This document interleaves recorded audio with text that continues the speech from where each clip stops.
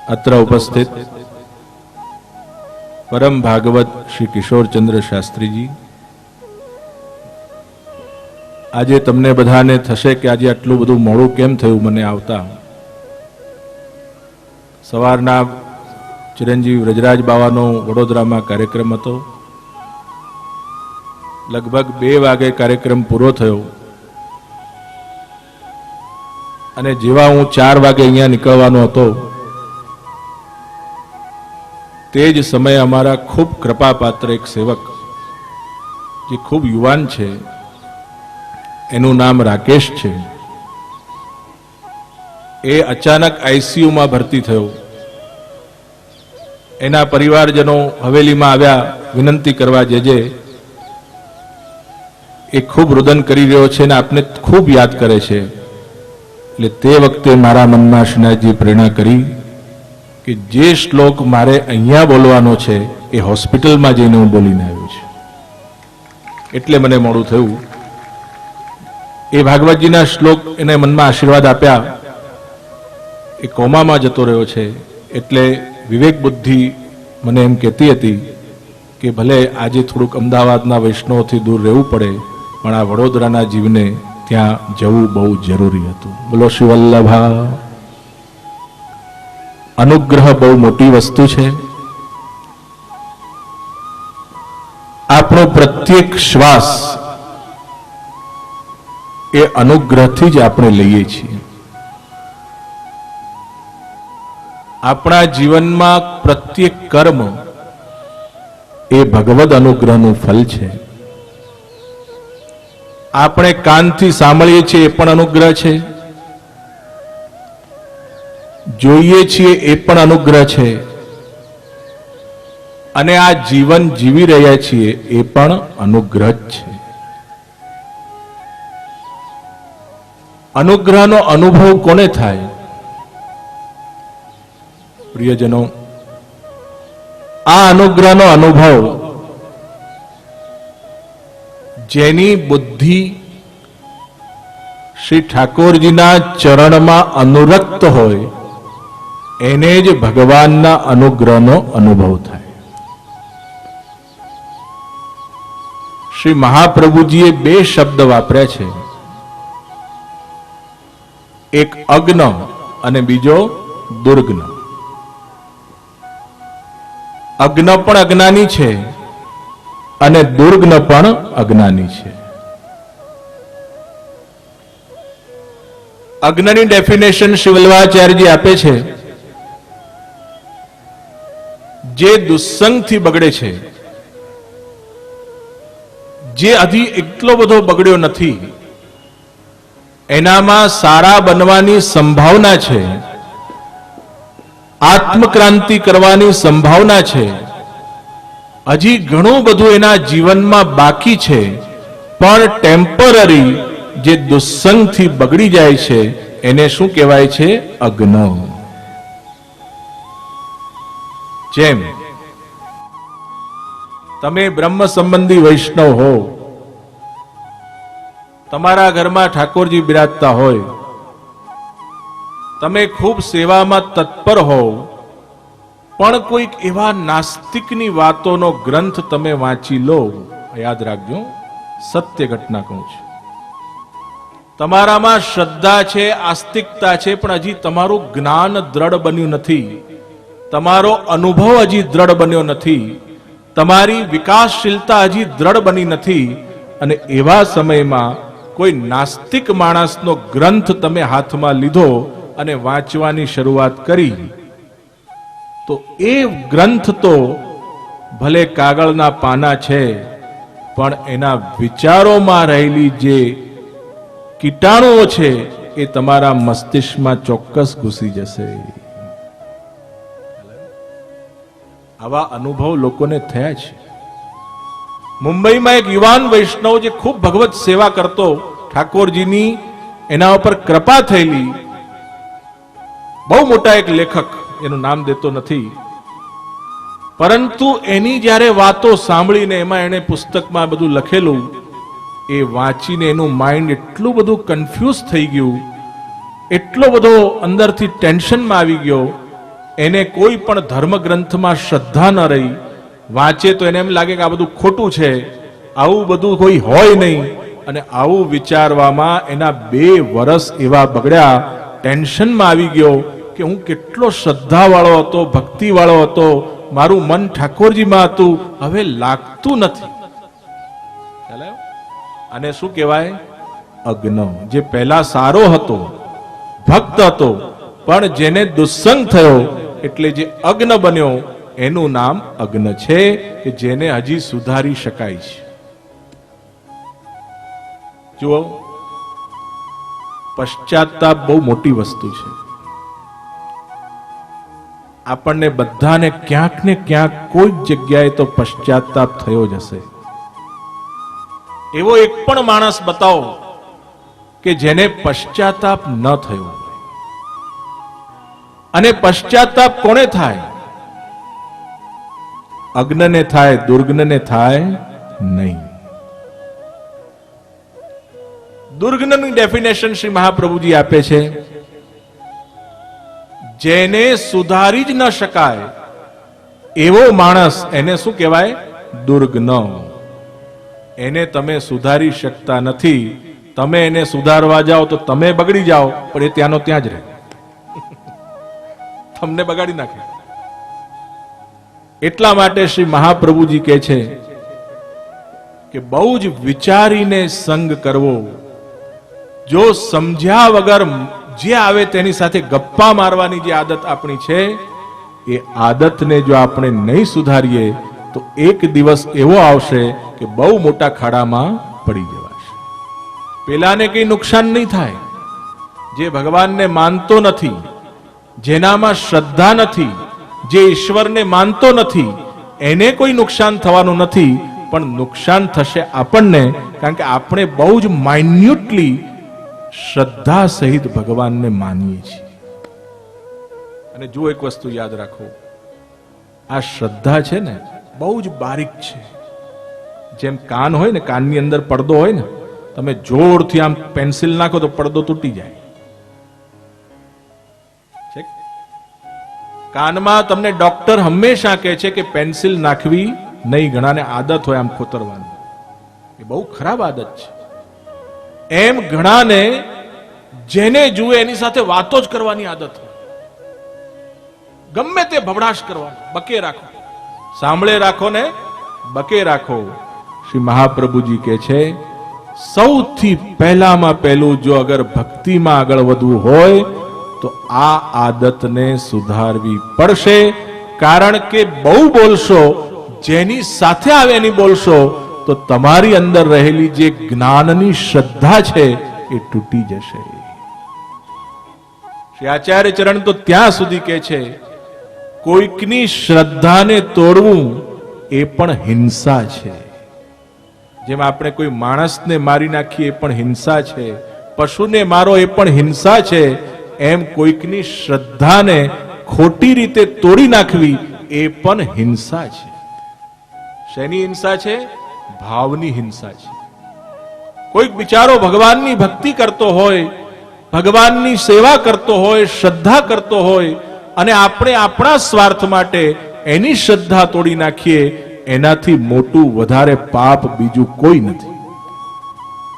બહુ મોટું પાપ છે. શ્રી મહાપ્રભુજી કહે છે, દુર્જ્ઞને સુધારી શકાય નહીં, માટે એનો સંગ કરવો નહીં. જો પશ્ચાતાપ એટલે શું? માણસ માત્ર ભૂલને પાત્ર છે. વાલ્મીકી લૂંટેરો હતો, એને પશ્ચાતાપ થયો કે મારું પાપ મારા ઘરવાળાઓ ભોગવવા તૈયાર નથી. ત્યારે વાલ્મીકીની અંદર જ્ઞાનનો ઉદય થયો, અને વાલ્મીકીજી કહેવા લાગ્યા કે જો મારું પાપ મારે જ ભોગવવાનું છે તો પછી આ તો મેં બહુ ખોટું કર્યું. પશ્ચાતાપનો અગ્નિ થયો, અને એમાંથી વાલ્મીકીજીનો જન્મ થયો. એ પશ્ચાતાપ અજ્ઞને થાય, દુર્જ્ઞને થતો નથી. આ શ્રીમદ ભાગવત છે ને. આપણને પશ્ચાતાપ પછી કે જ્ઞાન તો જોઈએ ને. તમને પશ્ચાતાપ થઈ ગયો પછી શું? કેટલાક લોકો પશ્ચાતાપમાં જ પડ્યા રહે છે. અને એને શું કહેવાય? ડિપ્રેશન. જેને પશ્ચાતાપ થયો, પછી એને જ્ઞાન ન મળ્યું, દિશા ન મળી, વિવેક ન મળ્યો, તો એ માણસ ડિપ્રેશનમાં જાય છે, એ નિરાશ થાય છે. અને એક વસ્તુ યાદ રાખો, જે માણસ નિરાશ હોય છે એને કદી પણ ભગવાનનો અનુભવ થતો નથી. Depression is very bad. ડિપ્રેશનનો બીજો અર્થ છે આશાહીન થઈ જવું. આપણે ચોક્કસ માનીએ છીએ કે બહુ આશા રાખવી નહીં, પણ નૈરાશ્યમ અર્થાત નિરાશાનો ભાવ સારો, પણ નિરાશા સારી. તમે ગીતાના શબ્દો પર ભાર મૂકજો. ભગવદ ગીતા શું કહે છે કે સંસારમાં નૈરાશ્યમ અર્થાત ઉદાસીનતા સારી, પણ નિરાશા સારી નહીં. તમે સંસારમાં ઉદાસીન રહો, જ્યારે ખરેખર કહું છું ભક્તિ વધે ને તો પહેલામાં પહેલું શું થાય? ભક્તિ વધે ત્યારે શું થાય માણસને? અને ક્યારે ભક્તિ વધી કહેવાય?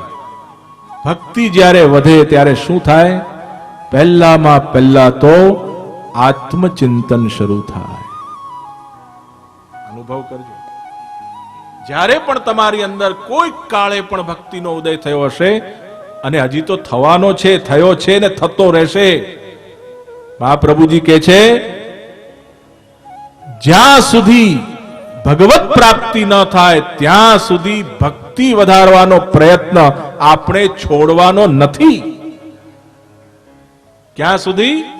આલયમ. જો વચ્ચે છોડી દીધો તો ભાગવતજી કહે છે કરાલ, પેલો અજગર હોય ને, કાળ રૂપી અજગર, એ આમ મોડું ફાડીને આમ બેઠો છે. આમ ભાગવતજીમાં બહુ સરસ વર્ણન છે. એ અજગર કાળ રૂપી મોડું ફાડીને બેઠો છે. બધા જ માનવીઓનું માથું એ કાળ રૂપી અજગરની અંદર છે. ખાલી રાહ એની જોવાય છે, પેલો અજગર બંધ કરે મોડું. વિચાર કરો, ક્યારે મૃત્યુ થશે કોઈને ખબર નથી. 40 વર્ષના નાની ઉંમરમાં પણ મૃત્યુ થઈ જતું હોય, બ્રેન હેમરેજ થઈ જતું હોય. પેલો વિચાર કરતો હોય હજી તો બહુ જ સમય પડ્યો છે, there is plenty of time. જ્યારે ફુરસત થોડાક વખતમાં થશે એટલે આ બધું શરૂ કરી દઈશ. પ્રિયજનો, આ ફુરસત આપણે જાણીએ છીએ, પણ મૃત્યુ ક્યારે છે એ કોઈ જાણતું નથી.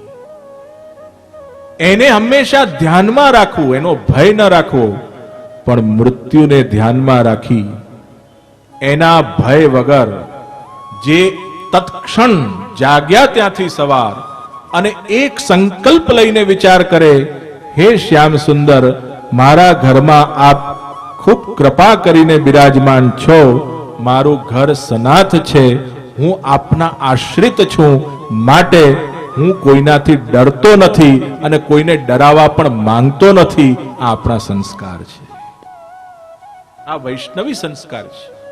જો ડરવું નહીં એ તો સારી વાત છે, પણ ઘણા લોકો ડરાવતા પણ હોય ને, એ ખોટું છે. કોઈને પણ આપણા વ્યવહારથી ડરી જાય એવો વ્યવહાર ન હોવો જોઈએ. એ જ માણસને ભગવાન અભયતા આપે છે. જે બીજાને ડરાવે એને ભગવાન કોઈ દિવસ અભયનું દાન કરતા નથી. બીજાને ડરાવવું એટલે વાણીનો સંયમ ન હોય, આપણી વાણી સંયમિત ન હોય અને ભગવત સેવામાં જેમ ફાવે તેમ બોલી નાખીએ, ગુસ્સો કરીએ, એ જે મુખરતા દોષ થાય છે, એ બધા દોષો જ્યાં સુધી હશે ત્યાં સુધી એ જીવ વૈષ્ણવ બનવાને લાયક થતો નથી. નાની નાની વાતો છે. તો પશ્ચાતાપ રૂપી અગ્નિ જ્યારે પ્રગટ થાય, શું થાય? એ જીવને દિશા શૂન્યતા ન આવે. એને સત્સંગ જો હોય, એના પર ઠાકોરજીની કૃપા હોય, શ્રી વલ્લભનો એના પર આશીર્વાદ હોય, એના ઘરમાં ઠાકોરજી બિરાજતા હોય ને બરાબર સેવાને જાણતો હોય, ઠાકોરજીના સ્વરૂપને જે લાવણ્યથી જોતો હોય, જે માંગતો ન હોય પણ ભગવાનને કહેતો હોય, પ્રભુ તું મારી પાસે ક્યારે માંગશે, એવા ભાવથી જે ભગવાનને ભજતો હોય એ માણસને જ્યારે પશ્ચાતાપ થાય તો એને બીજું કંઈ ન દેખાય, એને એક જ વસ્તુ થાય, પ્રભુ તારું જ્ઞાન મને ક્યારે થશે અને હું મારા જીવનમાં અજ્ઞાનને કેવી રીતે દૂર કરું. આ પશ્ચાતાપનું ફલ છે. તમે જુઓ, સૂરદાસજી પહેલા પોતાની જાતને ખૂબ ધૃણા કરતા હતા, મોસમ કો ખલ કામી નહીં. અને આચાર્ય ચરણ પાસે જ્યાં આવ્યા, આચાર્ય ચરણે એક જ શબ્દ સૂરદાસને જોઈને કીધો, જો આમ તમે સમજો, સૂરદાસ પણ બહુ મોટા સંત હતા, સામાન્ય નતા, બહુ મોટા સંત. જ્યારે એમને બ્રહ્મ સંમત લીધું એ પહેલા પણ સૂર સ્વામી હતા, એમના અનેક શિષ્યો હતા, પણ રાજાધિરાજ મુનિઓના પણ શ્રેષ્ઠ, આચાર્યોમાં પણ શ્રેષ્ઠ એવા શ્રી વલ્લભના શરણે ગયા. એવા સિંહ જેવા ગુરુ જ આ સિંહ જેવા શિષ્યને ઓળખી શક્યા. જે ગુરુ પણ સિંહ જેવા હોય ને, એ સિંહ જેવા શિષ્યને ઓળખી નાખે. અને ત્યારે શ્રી વલ્લભે સૂરદાસને કહ્યું, અરે સૂર હો કે ક્યા ગિગ્યાત હો. કેવો સરસ શબ્દ વાપર્યો કે સૂર હો કે કહા ગિગ્યાત હો. આમ ગેગે ગેગે શું કરો છો? તમે તો સિંહ છો, તમારા સ્વરૂપને ઓળખો. અને જ્યાં શ્રી મહાપ્રભુજીએ બ્રહ્મ સંબંધનું દાન કર્યું, આશીર્વાદ આપ્યા, અને તે દિવસથી પેલો સ્વામી શબ્દ નીકળી ગયો અને સૂર સ્વામી બની ગયા સૂરદાસ. જે સૂરદાસ ભક્તિની પરાકાષ્ઠા, જેમને પશ્ચાતાપ થયો કે મેં કેટલો બધો સમય આ મારી જાતને જ કોસવામાં નાખ્યો. જો પુષ્ટિભાવ તમને કહું છું, પુષ્ટિ માર્ગની અંદર પોતાની જાતને જ કોસ્યા નહીં કરો, હું આવો ને હું તેવો ને હું નકામો ને ફલાણો ને. જે માણસ પોતાની જાતને બહુ કોસે છે એ વધુમાં વધુ ડિપ્રેસ થાય છે. યાદ રાખો. એના બદલે શું કરવાનું? હું ગમે તેવો છું, પશ્ચાતાપ થયો, યાદ રાખો, પશ્ચાતાપ થયો, ભૂલ સમજાઈ. ક્યારે સમજાય? જ્ઞાન થાય ત્યારે. અને જ્યારે જ્ઞાન થયું ત્યારે એક જ વસ્તુ યાદ રાખવી, પ્રભુ આજે મને પશ્ચાતાપ થયો છે, બસ હવે મારું કર્તવ્ય છે આપના ચરણારવિંદનું ધ્યાન કરી, આપના શ્રી વાંગમય એવા ભાગવતજીનું અધ્યયન કરીશ, એના શ્લોકો વાંચીશ, એના અર્થો સમજીશ. અને આપને ચેલેન્જ છે, જે ઘરમાં રોજ ભાગવત વંચાય ને એના શ્લોકોનું અધ્યયન થાય, એના જીવનમાં પછી નિરાશા આવતી નથી. મહાપ્રભુજીના શબ્દો છે. શ્રી આચાર્ય ચરણનો નિયમ હતો, નિત્ય પ્રતિ ભાગવત વ્યાસંગ. અને જે લોકોને વિરક્તિમાં જવું હોય ને, ધીમે ધીમે, હવે 50 વર્ષના થઈ ગયા, હું પણ 50 નો થયો છું. મને ઘણા કે આ 50 લાગતા નથી, પણ લાગેનો સવાલ નથી, અનુભૂતિનો સવાલ છે. ઘણા લોકો 60-70 વર્ષના થાય તો પણ નિશ્ચય કરી શકતા નથી. માણસમાં બધું જ છે. માણસને ભગવાન પૈસો પણ આપી દે, પ્રતિષ્ઠા પણ આપી દે, રહેવાનું સુંદર ઘર આપી દે, બધું જ આપી દે, પણ એક વસ્તુ તો કૃપા થાય તો જ મળે. આ યાદ રાખજો.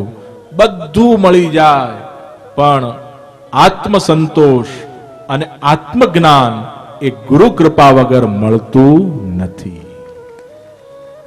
बहुत बड़े आदमी हम बन जाए, મોટામાં મોટી પ્રતિષ્ઠા હોય, પૈસો હોય, પણ આત્મસંતોષ ન હોય, આત્મજ્ઞાન પુસ્તક્યું નહીં. When you read, that is different. When you feel, that is different. તમે વાંચીને જ્ઞાન મેળવો એ જુદું છે, પણ તમને અંતરથી કંઈક સ્ફુરે. મેં તમને કીધું ને, જ્યારે ભક્તિ વધવાની હોય તો શું થાય?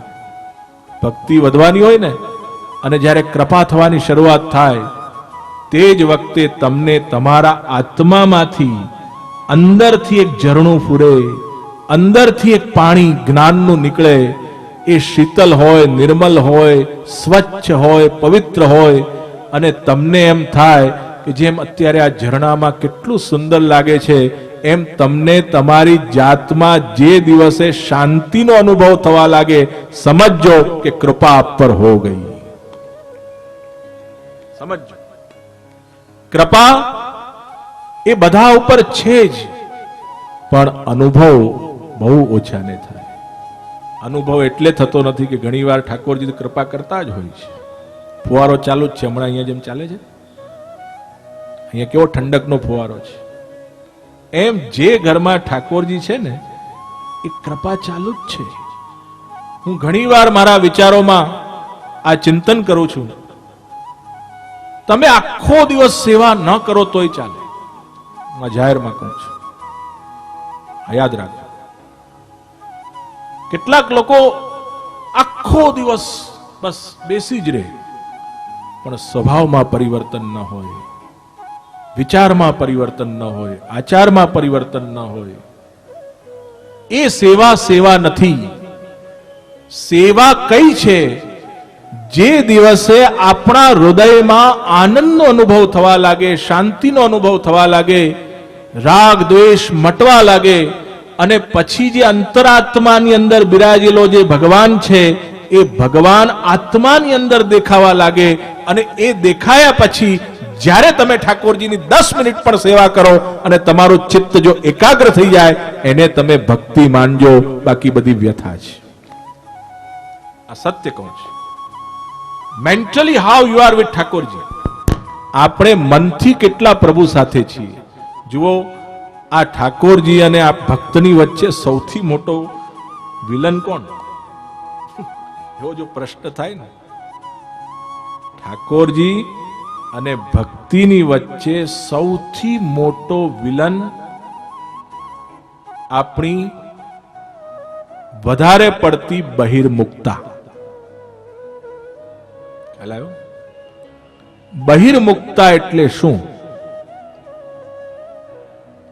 જેમ દુર્યોધનની સ્થિતિ હતી ને, મહાભારતમાં તમે દુર્યોધનને પૂછજો, એ પણ જ્ઞાની હતો, પણ દુર્યોધન બહુ હતાશ, દિશાહીન, દુષ્ટ પ્રકૃતિનો હતો. એટલે જ્ઞાન એને ટકતું નતું, જ્ઞાન એને પચતું નતું. એ જ્ઞાન સાંભળતો હતો તો જ્ઞાન રૂપી સૂર્યોદય કૃષ્ણ એમની સામે હતો. પાંડવો રૂપી ભક્તો એમની સામે હતા. વિદુરજી જેવા પરમ ભક્ત પણ દુર્યોધનની સાથે હતા, અને છતાં પણ આ દુર્યોધનની અંદર એક પણ પ્રકાશ, જ્ઞાનનો છાંટો આવતો હોવા છતાંય રહેતો નતો, ઇવોપરેટ થઈ જતો હતો.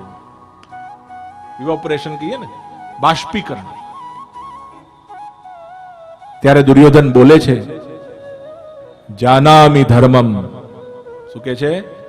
જાનામિ ધર્મમ નચમે પ્રવૃત્તિ, જાનામિ અધર્મમ નચમે નિવૃત્તિ.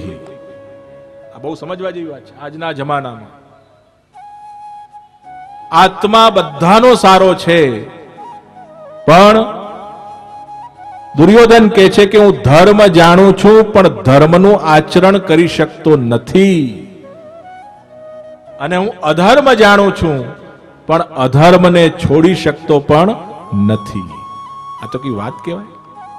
પણ આ 90% હ્યુમન સાયકોલોજીમાં જો વિચાર કરીએ તો બધા જ મનુષ્યની અંદર આ પ્રશ્નો છે. ધર્મને જાણીએ છીએ, કેટલી વાર કથાઓમાં શ્રવણ કર્યું, વાંચન કર્યું, છતાં પણ જે રીતે ધર્મનું આચરણ થવું જોઈએ એ રીતે થતું નથી, અને જે રીતે અધર્મને છોડવો જોઈએ એ પણ થતો નથી. કારણ કે આ એક દિવસનો ખેલ નથી. ઠાકોરજી ધારે તો એક ક્ષણમાં પણ બદલી શકે છે, પણ એ ધારે તો, હવે ન ધાર્યું તો શું કરવાનું? બેહી રહેવાનું? કદાચ ન ધાર્યું તો શું કરવાનું? ત્યારે શ્રી આચાર્ય ચરણ કહે છે, એવા વ્યક્તિએ જીવનની અંદર સત્કર્મ કરવાની પ્રેરણા મેળવી જોઈએ. સૌથી મોટું સત્કર્મ આત્મચિંતન રૂપી સત્કર્મ. હું ખરેખર આપને કહું છું, જે લોકોને ભગવત સેવામાં આગળ વધવું હોય ને, આ યાદ રાખજો, જે પણ સેવાભાવી જીવો અહીંયા બેઠા છે, એક આદત પાડી દો. જેમ ગાય ઘાસ ખાઈને વાગોળે છે, હે, અને વાગોળીને સફેદ રસ થઈ જાય છે ને એનું દૂધ બની જાય છે, એમ જીવનમાં તમે કંઈક સાંભળો, તમે કંઈક વાંચો, તમે કંઈક વિચારો, હે, એ વિચાર્યા પછી જ્યારે વાગોળવાની આદત, ચિંતન કરવાની આદત પડશે, એના અંદર ખોવાઈ જવાની જ્યારે આદત પડશે, તો સમજજો એ સત્સંગ તમારા અંદર દૂધ પેદા કરશે અને દૂધથી જ તમારો આત્મા પુષ્ટ બનશે. એ સત્સંગ જ પુષ્ટ થાય ત્યારે શ્રીમદ ભાગવત એ આપણને એવું દૂધ તૈયાર કરીને આપે છે. પ્રથમ સ્કંદ અધિકાર લીલા છે, એટલે હું આ બધી ચર્ચા કરું છું. ભાગવતજીનો પ્રથમ સ્કંદ એ અધિકાર લીલા છે, જેનો પહેલો શ્લોક છે જન્માદ્યસ્ય તોન્વયાદિ તરતશ્ચાર્થેષ્વ વિઘ્નસ્વરાટ તેને બ્રહ્મ હૃદાય આદિ કવયે મુહ્યંતિ યત સૂરયઃ તેજો વારી મૃદામ યથા વિનિમયો યત્ર ત્રિસર્ગો મૃષા ધામના સ્વેન સદા નિરસ્ત કુહકમ સત્યમ પરમ ધીમહિ. આ શ્લોક બહુ સુંદર છે. આખા ભાગવતજીનો આધાર સ્તંભ અગર કોઈ શ્લોક હોય તો આ પ્રથમ સ્કંદનો પહેલો શ્લોક છે. જેમ બ્રહ્મસૂત્રની અંદર પહેલું સૂત્ર વ્યાસજીએ લખ્યું અથાતો બ્રહ્મ જિજ્ઞાસા. એક વાત આ નીકળી ત્યારે કહી દઉં પ્રિયજનો, અગર સાધક વૃત્તિમાં આગળ વધવું હોય ને, અમારા અનુભવથી કહું છું, તમારે લેવું લેજો. તમારે જીવનમાં જ્ઞાન પ્રાપ્ત કરવું હોય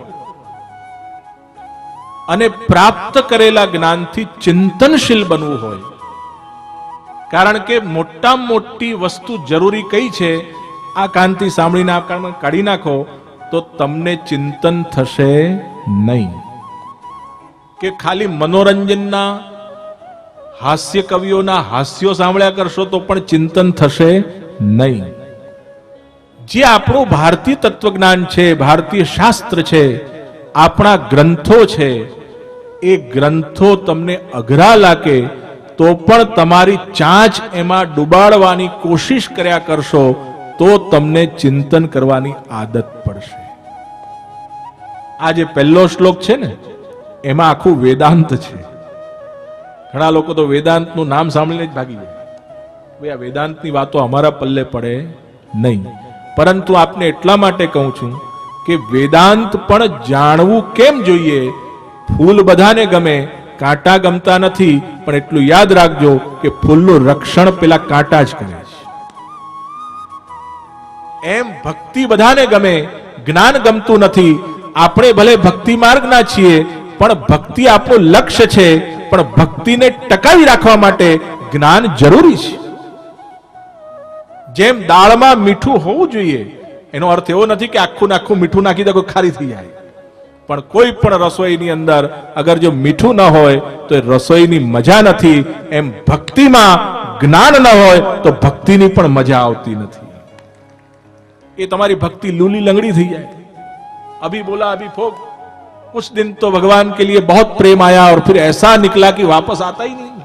बरसों बीत गए. बहुत प्रेम से दर्शन करने गया था, बहुत प्रेम से कृष्ण को देखा और बस अब तो देखने का मन ही नहीं होता. એવું ન હોવું જોઈએ. कुछ दिन तो चांदनी और फिर अंधेरी रात. એવી જે માણસની સ્થિતિ છે એ સ્થિતિ જોખમરૂપ છે અને એ સ્થિતિમાં પરિવર્તન કરવું હોય તો માણસે જ્ઞાન પ્રાપ્ત કરવાનો આગ્રહ રાખવો જોઈએ. કારણ કે ટૂચકા ને ટવકા તો તમે નાટકોમાં બધે પણ સાંભળો છો, પણ પુસ્તકોમાં જ્ઞાન તમને બુદ્ધિને પ્રેશર આવે. Steel you have to tell yourself કે જ્યારે હું પૈસો કમાવા જાઉં છું તો કેટલી મહેનત કરું છું, ગમે તેવા રસ્તે પણ હું જાઉં છું, થાકી જાઉં છું, તો અહીંયા ભગવાન રૂપી પૈસો જ્યારે પ્રાપ્ત કરવો હોય તો મારે મહેનત કરવી પડશે. ખાલી ઇન્ટરેસ્ટ બદલો. એકલો પૈસો નહીં, એકલી પ્રતિષ્ઠા નહીં, એકલી બાહ્ય વૃત્તિ નહીં. મારે આ જીવનમાં હું અગ્ન છું, દુર્ગ્ન નથી. તમે જેટલા પણ અહીંયા આવ્યા છો એક પણ દુર્ગ નથી, કારણ કે જો દુર્ગ ન તો તમે આવો જ નહીં. અહીંયાથી બધાને લઈ જાઓ પાછા. દુર્ગનો જો અહીંયા આવી જાય ને તો બે ચારને લઈને જતો રહે. પણ તમે બધા, આપણે બધા અગ્ન છીએ, માટે તો અહીંયા ચર્ચા કરીએ છીએ. કોની? બ્રહ્મની. એ શ્લોક છે જન્માદ્યસ્યતઃ. આ જન્મ આદિ એટલે શ્રી મહાપ્રભુજી અહીંયા બે સુંદર અર્થ કર્યા, જન્મ આદ્યસ્ય અને જન્મ આદિ. જન્મ આદિ એટલે આપણે કહીએ ને જન્મ વગેરે, તો વગેરેથી શું સમજવું? જન્મ, ઉત્પત્તિ અને સ્થિતિ. ખ્યાલ આવ્યો? જન્મ વગેરે એટલે જન્મ કોણો? આકાશ, પૃથ્વી, વાયુ, જલ અને તેજ, જે પાંચ તત્વ છે, પંચ મહાભૂત જેને આપણે કહીએ છીએ. એ પંચ મહાભૂત ક્યાંથી આવ્યું? એના સર્જનહાર પણ આપણા ભગવાન છે. ભાગવતને જાણતા પહેલા સમજી લો કે આ ભગવાન કેવો છે, એનો સ્વભાવનું વર્ણન છે, એના સ્વરૂપનું વર્ણન છે. આપણો ભગવાન એ કર્તુમ અકર્તુમ અન્યથા કર્તુમ છે. આખું વિશ્વ જે કાર્ય રૂપે દેખાય છે જગત, એ કાર્ય પણ મૂળ નીકળ્યું ક્યાંથી? ભગવાનમાંથી. તો શું આ જગત અને ભગવાન જુદા છે? આ યાદ રાખજો. બે શબ્દો ઉપર તમે હંમેશા તમારા મગજમાં બેસાડી દેજો કે સંસાર જુદો છે અને જગત જુદું છે. ઘણા લોકો આમાં ભેળસેળ કરે છે ને પછી કન્ફ્યુઝ થાય છે. સમજ્યા કે નહીં? સંસાર એટલે અહમતા અને મમતાથી જે ઉત્પન્ન થાય એને સંસાર કહેવાય, અને જે પણ જળ વસ્તુ દેખાય છે એને જગત કહેવાય. જેમ કે આ માઇક, આ લોખંડ છે ને, તો આ શું છે? પંચ મહાભૂતનું બનેલું છે. આ જગત કહેવાય. પણ આ માઇક મારું છે અને આ માઇક તારું છે, એ સંસાર કહેવાય. સંસાર મિથ્યા છે, જગત સત્ય છે. આ વલ્લભ વેદાંત. એટલે ત્યાં મહાપ્રભુજી કીધું બ્રહ્મ સત્યમ જગત સત્યમ જીવાંશોસ્ત્યેવ ના પરઃ. આ બ્રહ્મ જે છે એ પણ સત્ય છે. આ જગત કે જે બ્રહ્મમાંથી નીકળ્યું છે એ પણ સત્ય છે. પણ આ જીવાત્મા એ બ્રહ્મ નથી.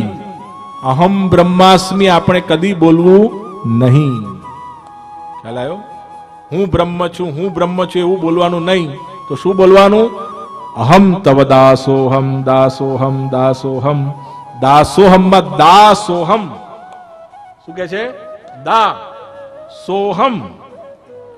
તું તારા જાતમાં સોહમ, હું બ્રહ્મ છું, એને છોડી દે. એને છોડશે એટલે તું દાસ થઈ જશે. હું બ્રહ્મ છું, હું કંઈક છું એવું તું છોડી દે, અને જ્યાં એવું છોડી દેશે ને બસ તે જ દિવસે તું દાસ થઈ જશે. એટલે બ્રહ્મ સંબંધ મંત્રની અંદર પણ આપણે આ જ વસ્તુ બોલીએ છીએ, હે શ્રી કૃષ્ણ, હું કોણ? હું આપનો દાસ છું. એ પરમાત્મા જેમ સુવર્ણના ઘરેણા હોય, એમાં બુટ્ટી હોય એમાંય સોનું હોય, કડા હોય એમાં પણ સોનું હોય, તમે ચેન પહેરો એમાંય સોનું હોય, બધે જ સોનું હોય. તો ફરક ક્યાં છે? આકારમાં. ખ્યાલ આવ્યો? એમ આ શરીર છે એ પંચમહાભૂતનું બનેલું છે, એ નશ્વર છે. એમાં રહેલો આત્મા એ ચૈતન્યશીલ છે. એવા પરમાત્માનું આ અદ્ભુત સ્વરૂપ છે. અને એ પરમાત્મા એમણે સૌથી પહેલા જે વેદનું જ્ઞાન છે એ કોને આપ્યું? બ્રહ્માજીને. જ્યારે આ જ્ઞાન આપવાનું હતું, નિરાકાર બ્રહ્મ હતો, ત્યારે ભગવાનની ઈચ્છા થઈ કે બ્રહ્માનું પ્રાકટ્ય થાય, અને નાભીમાંથી સુંદર બ્રહ્માજી પ્રગટ થયા. હવે બ્રહ્માજી પ્રગટ થઈ ગયા, પણ પ્રગટ થયા પછી કરવું શું? બ્રહ્માને કે જ્ઞાન નહીં. તો આપણા શ્રી ઠાકોરજીએ જે નારાયણ બ્રહ્મ છે એમણે બે શબ્દ પ્રગટ કર્યા, ત અને પ. ત પ. આ ત પ. બ્રહ્માજી પહેલા તો વિચારમાં પડ્યા કે આ ભગવાન ત પ બોલે છે, શું છે? પછી ઠાકોરજીની કૃપાથી એમને જ્ઞાન થયું કે આ તપ એટલે મારે હજી ઘણું તપ કરવાનું છે. વિચાર કરો, બ્રહ્માને વેદનું જ્ઞાન કરવા માટે પણ જો તપ કરવું પડ્યું, અને આપણે એમ કહીએ કે 2 જ મિનિટમાં આપણને ઠાકોરજી મળી જાય, એ વાતમાં કઈ માલ નથી. થોડુંક તો તપ માણસે કરવું રહ્યું. માણસને એનો સ્વાર્થ હોય છે ત્યાં બધું જ કરવાનું ગમે છે, પણ જે પરમાર્થ હોય છે ને ત્યાં જ એને કંટાળો આવે છે. આ એક સાચી વાત છે. જ્યાં પરમાર્થનો અર્થ છે જે આપણું વાસ્તવિક કલ્યાણ છે, નિશ્રેયસ છે, જેનાથી આપણી પ્રગતિ છે, એ કરવાનો સમય આવે એટલે એને કંટાળો આવે છે, કારણ કે હજી એને આદત પડી નથી. એક કીડો હતો. આ કીડો કોઈક સંતની દ્રષ્ટિ પડી, અત્યંત ખરાબ કીચડની અંદર પડેલો. સંતના મનમાં કરુણા થઈ. એમ તો બધા કીડાના ઉપર કરુણા ના થાય, પણ અચાનક થઈ ગઈ. અને આ સંતે કીડાને કાઢી એક સુંદર સુગંધી મોગરાના અત્તરના જલમાં મૂક્યો. એટલી બધી સુગંધ મોગરાના અત્તરમાં આવે. 1 દિવસ થયો, 2 દિવસ થયો, પણ પેલો કીડો બહુ અશાંત થઈ ગયો. એટલો બધો અશાંત, આમ તરફડવા લાગે, કારણ કે એને જીવનમાં ક્યારેય અત્તરની સુગંધ માણી નથી. એક દિવસ ન રહેવાયું તો બોલ્યો કે સંત, તમે મને કૃપા કરવા માંગો છો કે મારવા માંગો છો? શું કે છે? કોઈ એવો અજ્ઞાની જીવ હોય, અજ્ઞ, દુર્જ્ઞની વાત નથી કરતો, અજ્ઞ, જેને કદી પણ ભાગવત ખોલ્યું નથી, જેને કદી પણ 16 ગ્રંથ ખોલ્યા નથી, જેને કદી પણ 252 વૈષ્ણવની વાર્તાનો એક શબ્દ વાંચ્યો નથી, અને એવા કોઈ ભક્તને, જીવને હું લઈ આવું, ચાલ ભાઈ તારે મારી સાથે વ્રજમાં જવાનું છે, હે, મારી સાથે 10 દિવસ રહેવાના છે, હું જે બોલું એ સાંભળવાનું છે, ઠાકોરજીની સેવા કરવાની છે, તો પેલો પણ મને એમ જ કે બાપજી અહીંયા ક્યાં લઈ આવ્યો, મને છોડો બાપા, છોડો. એમ પેલા સંતને પેલો કીડો કહેવા લાગ્યો कि महाराज मुझे अत्तर में क्यों ले आए, मुझे तो वापस उसी गंदगी में डाल दो जहां मैं कितने साल से रह रहा हूं. ત્યારે સંતે ને બહુ સુંદર જવાબ આપ્યો કે બેટા, તું ઘણા વર્ષોથી, ઘણા જન્મોથી આ કીચડમાં રહીને તને એવું લાગે છે કે કીચડ જ તારું સુખ અને શાંતિ છે. એવું નથી. હું જાણું છું, માટે તને કહું છું. વસ્તુતઃ તું એમાં રહેવા માટે ટેવાયેલો છે, પણ હવે તારો સમય આવી ગયો છે, તારા ભાગ્યનો ઉદય થયો છે. હવે હું તને અત્તર આપીશ. તારે અત્તરની સુગંધ શીખવાની છે, એની પણ તારે આદત પાડવાની છે. આદત પડે તો શું ન છૂટે. જુઓ, માણસ અગર પ્રયત્ન કરે, અભ્યાસ કરે, અને ગુરુજનોની કૃપા એના ઉપર થાય, થોડોક એ પ્રયત્ન કરે, થોડોક ઉપનિષદ એટલે જે ભગવાન પાસે બેસવાની કળાનું જ્ઞાન જેમાંથી મળે એનું નામ ઉપનિષદ. કેવો સરસ અર્થ છે. તમે મોટા મોટા માણસ પાસે બેસવાની આદત ઘણી છે. મિનિસ્ટર આવે એટલે દોડી જાય છે કે નહીં? કોઈ ફિલ્મ સ્ટાર આવે અહીંયા, જે ભગવત ભક્તો છે એને એ બધી ચિંતા નથી, પણ જો લૌકિક માણસ હોય ને કોઈ ફિલ્મ સ્ટારને લઈ આવો તો એની આજળ બાજળ ફર્યા કરે, કારણ કે એને બીજું કંઈ જ્ઞાન જ નથી. જે જ્ઞાની હશે, અધિકારી હશે, એ વિચારશે કે આ તો કેટલી ખરાબ આદતોમાં પડેલો ફિલ્મ સ્ટાર છે, એને મારે શું લેવા દેવા, મારે તો મારા સંતોની જરૂર છે, હું એની આગળ પાછળ ફરીશ, ફિલ્મ સ્ટારની પાછળ નહીં ફરીશ, કારણ કે જ્ઞાની છે. એમ માણસને આદત પાડવી પડે, એને ખેંચવો પડે. ભગવદ્ ગીતા કે છે, ઇન્દ્રિયાણી પ્રમાથીની હરંતી પ્રસભમ મના. હે અર્જુન, તારી ઇન્દ્રિયો, બહુ સરસ શબ્દ વાપર્યો ભગવાને, ઇન્દ્રિયાણી પ્રમાથીની, માતેલા સાંડ જેવી છે, પ્રમાથીની છે, હરંતી પ્રસભમ મનઃ, એ આપણા મનને આમ ખેંચીને લઈ જાય છે. આ બહુ વાસ્તવિકતા છે. ભગવાન કૃષ્ણ એટલું બધું રિયાલિટીમાં સત્ય બોલી રહ્યા છે કે માણસના જીવનમાં અગર અભ્યાસ નહીં હોય, વાંચન નહીં હોય, ડે ટુ ડે નું ચિંતન નહીં હોય, તો એની ઇન્દ્રિયોને આ મન સહિત આ ઇન્દ્રિયો મનને ખેંચી જશે.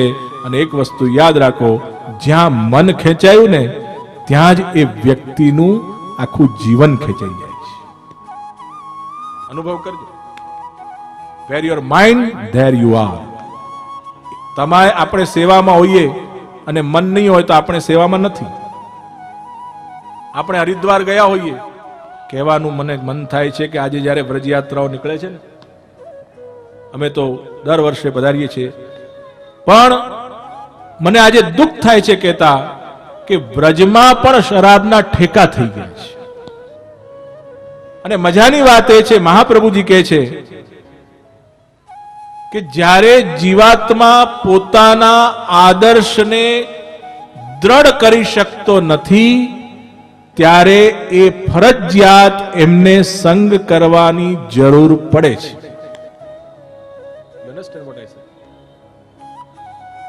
આદર્શ એટલે સિદ્ધાંત. જ્યારે આપણામાં ગુરુ કૃપા થાય ને, અને જે ઘરમાં તમારા ઠાકોરજી બિરાજે છે એ ઠાકોરજીની જ્યારે કૃપા થાય ત્યારે જ જીવનમાં આદર્શ આવે છે, અન્યથા આદર્શ જતા રહે છે. જે દિવસે કૃપા બંધ થઈ, દુસ્સંગ થયો, આદર્શ જતા રહેશે. અને જે દિવસે તમને થાય કે ના મારે આદર્શ પાળવો છે, સમજી લેજો તમારો ઠાકોરજી તમે જે ભોગ ધરો છે આરોગ્ય છે. તમે ઘણા પૂછે છે જે અમારા ઠાકોરજી આરોગ્ય છે કે નહીં, પૂછવાથી કઈ ના થાય. You have to check your self. તમે જ તમારું નિરીક્ષણ કરો, તમે જ તમારી આત્મચિંતન કરો, તમે જ તમારી જાતને પૂછો કે મારા ઠાકોરજી આરોગ્ય છે કે નહીં. જે દિવસે તમને તમારા આત્માની અંદરથી કિરણો બહાર નીકળવા લાગે અને તમારા આત્માની અંદરથી અવાજ બહાર નીકળવા લાગે, એ મૂંગો આત્મા જ્યારે બોલતો થાય, સમજો તમારા ઠાકોરજી પણ બોલે છે. આપણો આત્મા બોલતો બંધ થયો તો ઠાકોરજી બોલતા બંધ થયા. જે દિવસે આત્મા જાગૃત થશે, આત્માને આપણે જગાડશું તો સમજો પરમાત્મા ઓટોમેટિક જાગેલો જ છે, એને જગાડવાની જરૂર નથી. એ બોલે જ છે, એને બોલાવાની જરૂર નથી. ખાલી આપણે સાંભળવાની જરૂર છે. આપણે સાંભળતા નથી, માટે આપણને લાગે છે કે પરમાત્મા બોલતો નથી. ઘણા નાસ્તિકો એવું કહે છે तुम्हारा भगवान कहां बोलता है. अरे भाई, हमारा भगवान तो हर घड़ी बोलता है, तुमको बुलवाता है, तुम सुनने नहीं हो इसलिए तुमको सुनाई नहीं पड़ता. અમારો ભગવાન તો બોલતો જ છે ને બોલતો આવ્યો છે. હે, આપણા ભગવાનને કોણ કહી શકે કે બોલતો નથી? રેતીમાં પાણી દેખાવાનું અને પ્રકાશ જ કારણ છે સત્યનું જ્ઞાન કરાવવાનું કે આ પાણી નથી, આ રેતી છે. કોમન કયું થયું? પ્રકાશ. પ્રકાશે જ એમ તમને અનુભવ કરાયો કે આ રેતી નથી, આ પાણી છે. એ જ પ્રકાશ તમે જ્યારે પાસે જાઓ છો ત્યારે તમને કહે છે અલા ભાઈ, આ પાણી નથી, આ રેતી છે. એને વિનિમય કહેવાય. અર્થાત ભગવાન જ માયા દ્વારા અજ્ઞાન પ્રગટ કરે છે અને ભગવાન જ પોતાની માયા દ્વારા એ અજ્ઞાનને દૂર કરે છે. એટલે ત્યાં મહાપ્રભુજીએ બે માયાનું વર્ણન કર્યું, એક વ્યામોહિકા માયા અને એક લીલોપયોગીની માયા. આ બે શબ્દ યાદ રાખજો. આપણે અધ્યયન કરીએ છીએ, આખી કથા જ નથી માત્ર, આપણે તો એકબીજાની સાથે અધ્યયન કરીએ છીએ, ભગવાનની વાતો કરીએ છીએ. તો ભગવાન કહે છે અમારી બે માયા છે. એક માયા છે વ્યામોહિકા. શ્રી મહાપ્રભુજીએ પ્રમેય રત્નાળવ નામના ગ્રંથમાં એનું બહુ સુંદર વર્ણન કર્યું. સદવસ્તુ સદૃશમ પદાર્થમ ઉત્પાદ્ય પુરસ્થિત વિષય પ્રક્ષિપતિ ઇતિ વ્યામોહિકા. સદવસ્તુ સદૃશમ પદાર્થમ ઉત્પાદ્ય, સાચી વસ્તુ જેવી જ ખોટી વસ્તુને સાચી છે એવું બુદ્ધિમાં જે પ્રકાશ કરે એનું નામ વ્યામોહિકા. ખ્યાલ?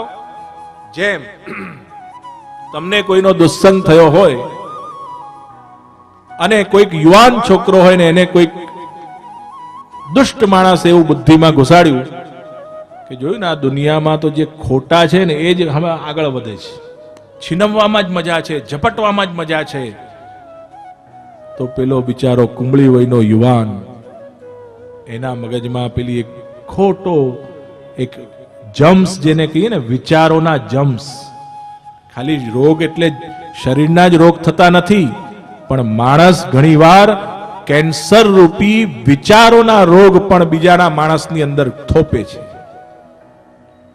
એટલે પેલા યુવાનને થાય, આ સાચી વાત છે, જ્યાં બળ છે, જ્યાં સત્તા છે, જ્યાં ખોટું છે ત્યાં જ બળ છે.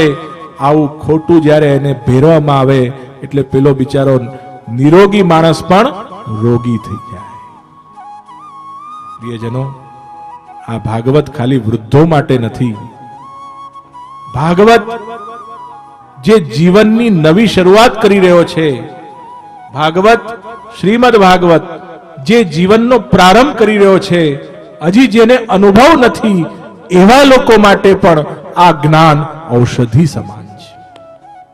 અથવા તો એમ કહો કે જેને હજી બહુ જ્ઞાન નથી, ઉંમર મોટી છે પણ અનુભવ નથી, જ્ઞાન નથી, કંઈક વિચાર નથી, એવા અગ્નજીવો માટે પણ શ્રીમદ ભાગવતનો એક એક શ્લોક એક જીવનનું અધ્યયન છે. વિષય બહુ લાંબો ચાલે એવો છે, પરંતુ આજે એક જ શ્લોકની આપણે ચર્ચા કરી. જન્માદ્યસ્ય તોન્વયાદિતરતશ્ચાર્થેષ્વ વિઘ્નસ્વરાટ તેને બ્રહ્મ હૃદય આદિ કવયે મુહ્યંતિ યત સૂરયઃ. હે શૌનક ઋષિઓ, આ ભગવાનની લીલા બહુ અદ્ભુત છે. એનામાંથી આ બ્રહ્માજીને પણ જ્ઞાન થયું. આ તેજોવારી એ બધું જ આ જે માયા છે એ ભગવાનની જ છે, અને ભગવાનની કૃપાથી જ એ માયાને તરી શકાય છે. ધામના સ્વેદ સદા નિરસ્તુ કોહગમ સત્યમ પરમ ધીમહી. પણ એક વસ્તુ મગજમાં બેસાડી રાખજો કે અમારા ભગવાનને માયાનો સ્પર્શ થતો નથી. એ માયા રાખે છે પણ માયાથી બદ્ધ નથી. એ સ્વયં પ્રકાશિત છે, એ પરબ્રહ્મ છે. એ સ્વયં પ્રકાશિત હોવાથી આખા વિશ્વને પ્રકાશ આપે છે. એ બ્રહ્મના ચરણમાં જે પોતાની બુદ્ધિરૂપી પુષ્પ રોજ અર્પણ કરે છે એને બ્રહ્મનો પ્રકાશ આત્મામાં થતા એ બ્રહ્મને જાણી શકે છે. બોલો શ્રી વલ્લભા. પ્રિયજનો, કાલે આપણા શ્રી વલ્લભનો ઉત્સવ છે. શ્રી મહાપ્રભુજી આપણા સદગુરુ છે. હું વલ્લભકુલ વંશજ છું એટલે નથી કહેતો, પરંતુ મેં તો બધા ઘણા કમ્પેરેટિવ સ્ટડી કર્યા છે, ઘણા ગ્રંથોના. એક બુદ્ધિથી જ્યારે હું વિચારું છું ત્યારે મને નિશ્ચિતપણે લાગે છે કે વલ્લભાચાર્ય જેવી મેધાવી સત્ય બુદ્ધિ અગર વિશ્વમાં કોઈ આચાર્યમાં હોય તો શ્રી વલ્લભાચાર્યમાં છે. આ નિષ્પક્ષ કહું છું. હું તમને આ કુળમાં ઉત્પન્ન થયો એટલે મારે મહાપ્રભુજીનું તાણવું જ એવું જરૂરી નથી. મને પણ બુદ્ધિ ભગવાને આપેલી છે. એ બુદ્ધિ દ્વારા જ્યારે મેં ઘણા ગ્રંથોનું અધ્યયન કર્યું અને દરેક ગ્રંથોનો સમશ્વિત વિચાર કર્યો ત્યારે એમાંથી લાગ્યું કે શ્રી વલ્લભ જો પ્રકટ ન થતે તો ખરેખર આપણી વસુધા સૂની રહેતે રહેતે ને રહેતે. જો પે શ્રી વલ્લભ પ્રકટ ન હોતે વસુધા રહેત સૂની. જે ઉચ્ચ સ્તરીય, જેને ક્લાઇમેક્સ કહેવાય, ક્રીમ કહેવાય, નવનીત કહેવાય, એવું જે જ્ઞાન અગર જો મહાપ્રભુજી પ્રકટ ન થતે તો આ પૃથ્વીને મળતે નહીં. કારણ કે મહાપ્રભુજી બીજા કોઈ નથી, અમારા શ્યામ સુંદરજીનું મુખારવિંદ તો શ્રી વલ્લભ છે. શ્રીજી બાવાનું મુખારવિંદ તો વલ્લભ છે. હવે ભગવાન પોતે કેવા છે, કેટલા છે, કઈ રીતના છે, એ ભગવાન સિવાય બીજું કોઈ કહી શકે? અને એટલા જ માટે ભગવાને નક્કી કર્યું કે હું પૂર્ણ કેવો છું એ મારા સિવાય કોઈ કહી શકશે નહીં. કદાચ વ્યાસની પણ તાકાત નહીં. એની સમાધિમાં ગૂઢાર્થમાં હોઈ શકું, પણ જાહેરમાં प्रत्यक्ष कौन कैसे? तो ठाकुर जी विचार करो, अब तो मुझे मेरे स्वरूप को वल्लभ को प्रकट करना पड़ेगा, और जब श्री वल्लभ प्रकट होंगे तब मैं पूरा का पूरा सब वैष्णव के हृदय में प्रकट हो जाऊंगा. कैसा हूं? पूरा का पूरा मैं ख्याल में आ जाऊंगा.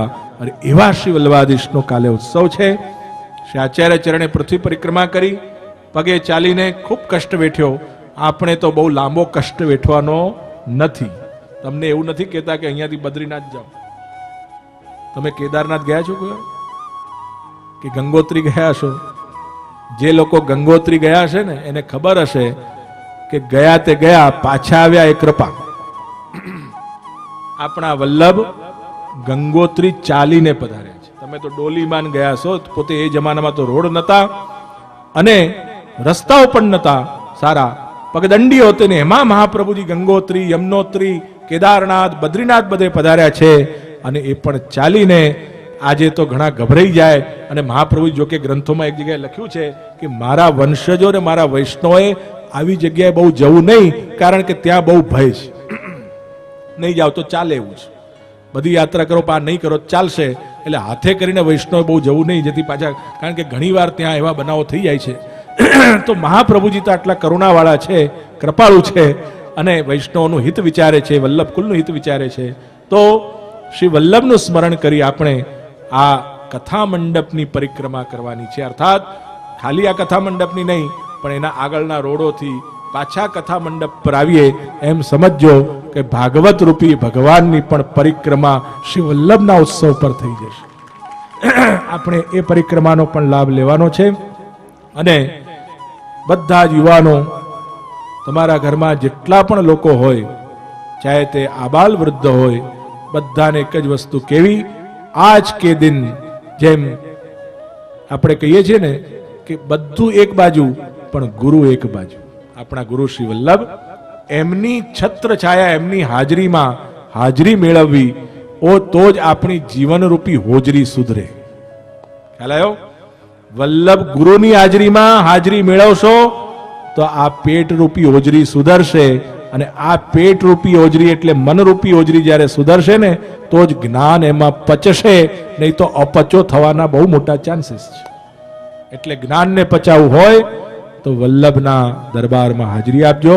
એટલું જ કહી મારા વક્તવ્યથી વિરામ લો. બોલો શ્રી કૃષ્ણ કનૈયા.